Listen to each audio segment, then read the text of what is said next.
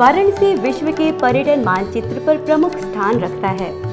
लेकिन वाराणसी के आसपास के जिलों में भी पर्यटकों के लिए कई ऐतिहासिक एवं पुरातात्विक स्थल है। वाराणसी से लगभग 60 किलोमीटर की दूरी पर स्थित जौनपुर जिला अपने ऐतिहासिक, पौराणिक और पुरातात्विक स्थलों के कारण एक पर्यटन स्थल के रूप में जाना जाता है। दूरदर्शन वाराणसी की टीम आज आपको जौनपुर के प्रमुख पर्यटन स्थलों की यात्रा कराएगी। आइए चलते हैं इस यात्रा पर।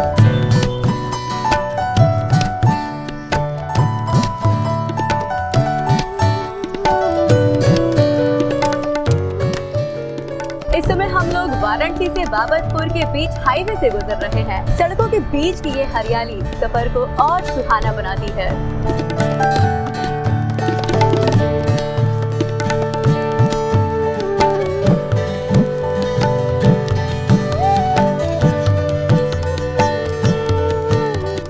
हम जौनपुर की सीमा में प्रवेश कर चुके हैं। सबसे पहले हम आपको लेके चलेंगे जौनपुर के शाही किले में, जो अपने विलक्षण स्थापत्य के लिए प्रसिद्ध है। गोमती नदी के किनारे बसे इस शाही किले का निर्माण 1360 ईस्वी में मोहम्मद शाह तुगलक ने करवाया था। इसका निर्माण एक पुराने किले किरार कोट के ध्वंसावशेष के ऊपर करवाया गया है। शाही किले का मुख्य दरवाजा पूरब की ओर है। चतुर्भुजाकार चार दीवारी से घिरे इस किले का दूसरा द्वार पश्चिम की तरफ है। अकबर के शासनकाल में इसको अतिरिक्त सुरक्षा देने के निमित्त पूर्वी द्वार की तरफ एक बरामदा जोड़ा गया तथा 11 मीटर ऊंचा प्रवेश द्वार भी बनवाया गया और बाहरी तरफ से पत्थरों की चिनाई करके इसको मजबूती प्रदान की गई थी। इस द्वार पर किए गए टाइल्स के वर्क मुगल साम्राज्य की याद ताजा करते हैं। नीले रंग की ये टाइल्स ईरान से मंगवाकर लगाए गए हैं। इसकी प्रवेश द्वार अपने आप में बहुत ही वैभवशाली है, जिसके बड़ी बड़ी मीनारें और ऊंची दरवाजे, उसके ऊपर जो आर्च बने हैं, उसके ऊपर जो मेहराब बने हैं, वो अपने आप में बहुत ही खूबसूरत हैं। उसके दोनों किनारे जो ताखे बने हैं, जिस पे शाम को पंछियों के झुंड आकर के बैठते हैं, तो दृश्य और भी मनभावन हो जाता है। किले के प्रवेश द्वार के दाहिनी ओर पर एक शिलालेख लगा हुआ है। एकाश्म पत्थर के इस शिलालेख पर एक रोचक अभिलेख लिखा गया है, जिसमें किले के हिंदू और मुस्लिम कोतवाल से यहाँ के स्मारकों की देखभाल के लिए विशेष अनुरोध किया गया है। ये अभिलेख 1766 ईस्वी में अवध के नवाब वजीर के आदेश पर मुनीर खां द्वारा लिखवाया गया था। और ये जो आप शिलालेख देख रहे हैं, ये बादशाहों के ज़माने में यहाँ पर जौनपुर की कोतवाली रहा है। ये बगल में बिल्डिंग है कोतवाली। इस पे जो है फारसी में लिखा गया है, प्रेजेंट टाइम में जो भी कोतवाल यहाँ पर रहेगा, आने वाले, यानी उनको जो है हर ज़बान में अल्लाह की, ईश्वर की, गॉड की, सबकी कसम दी गई है कि यहाँ आने वाले कैदियों को उनकी रहने की व्यवस्था, उनके खाने पीने की व्यवस्था, जितनी व्यवस्था हो सके उनको परेशान न किया जाए, उनकी पूरी व्यवस्था किया जाए। इसके लिए सारी ज़बानों में कसम दी गई है प्रेजेंट टाइम में जो कोतवाल होगा। शाही किले के दोनों द्वार के प्रवेश के बाद इस परिसर में सबसे पहले एक मस्जिद दिखती है। शाही किले परिसर में स्थित ये मस्जिद बंगाल शैली में बना हुआ है। इस मस्जिद की खासियत ये है कि इसमें 3 गुंबज लगे हुए हैं। ये गुंबज सामने से दिखाई नहीं देते, इन्हें देखने के लिए मस्जिद के किनारे जाना पड़ता है।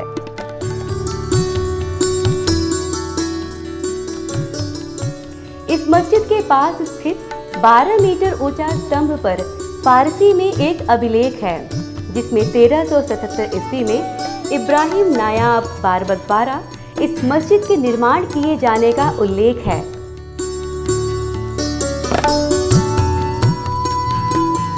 इस मस्जिद में जितने भी स्तंभ लगे हुए हैं, सभी अलग अलग तरह के हैं। कोई चौकोर है, कोई गोल है, कोई डिजाइनदार है। ऐसा माना जाता है कि इसका निर्माण हिंदू कालीन पाषाण स्तंभों द्वारा कराया गया है।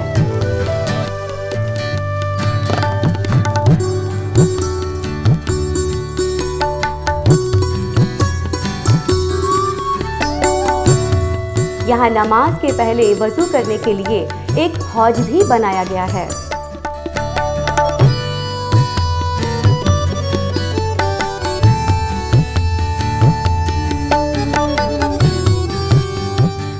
अब हम चलते हैं इसी परिसर में स्थित एक अन्य स्थान की तरफ। इस जगह को तुर्की हम्माम कहा जाता है।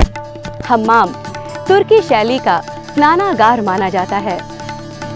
इस मजबूत इमारत का कुछ भाग जमीन के अंदर है, जिसमें प्रवेश द्वार, निकास द्वार, स्नान करने के लिए गर्म पानी की व्यवस्था, ठंडा पानी जैसी अन्य सुविधाएं थी।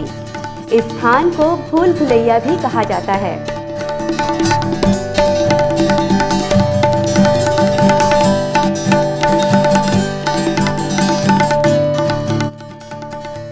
इस इमारत के पास 2 कुएं बने हुए हैं, जिससे पानी निकालकर इस हम्माम घर में पत्थर के नाले के माध्यम से भेजा जाता था। इसके बनावट की खासियत ये है कि इसमें लखारियों ईंटें का प्रयोग किया गया है और जोड़ने के लिए चूना, सुर्खी, दाल, चोटा इत्यादि का प्रयोग किया गया है। पुरातत्व विभाग इसके किसी भी भाग के मरम्मत के समय पुरानी शैली को ही प्रयोग में लाता है।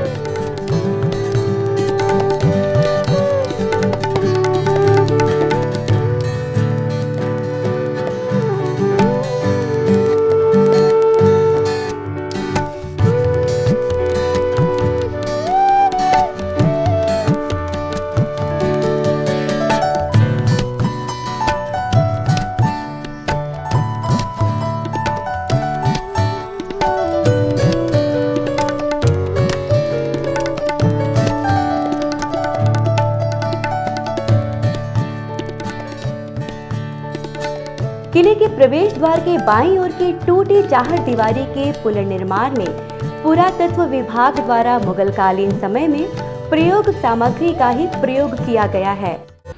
भारतीय पुरातत्व सर्वेक्षण के द्वारा जो संरक्षण कार्य किया जाता है, वो मूल स्ट्रक्चर में जिस तरह के मोर्टार मसाले लगे रहते हैं उन्हीं का प्रयोग किया जाता है। हम लोग कभी सीमेंट का प्रयोग नहीं करते हैं। पुराने ज़माने में जब इस तरह की संरचनाएं बनाई जाती थी तो सुर्खी, चूना, बालू, गुड़ इत्यादि मिलाकर उसका मसाला बनाया जाता था और उसी प्रकार के पत्थर से फिर उसकी जोड़ाई की जाती थी। तो जब आप देखेंगे किले के बाहर से तो एक लंबी दीवार और बुर्जी का संरक्षण हम लोगों ने किया है, वो अपने आप में बहुत ही अनोखा है।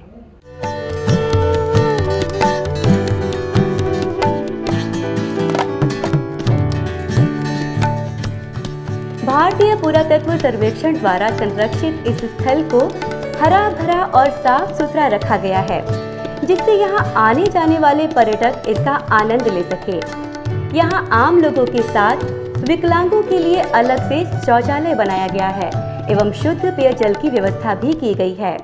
ये जगह मुझे बहुत अच्छी लगी क्योंकि यहाँ पे काफ़ी ज़्यादा ग्रीनरी है। मैं अभी भूल भुलैया में से आई, जो कि काफ़ी अच्छा था।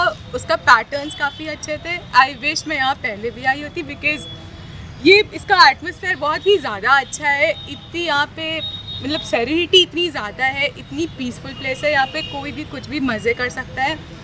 मुझे ये जगह पर्सनली बहुत अच्छी लगी। लखनऊ में भी काफ़ी मॉन्यूमेंट्स हैं और उनके कंपैरिजन में ये काफ़ी अच्छी है। काफ़ी वाइड रेंज में इसको बनाया गया है।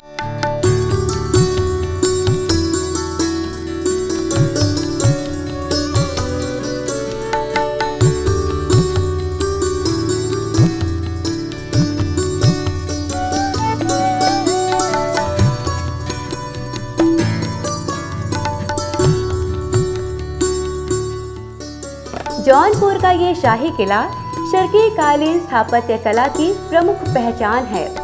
जौनपुर में शर्की काल की और भी कई इमारतें हैं।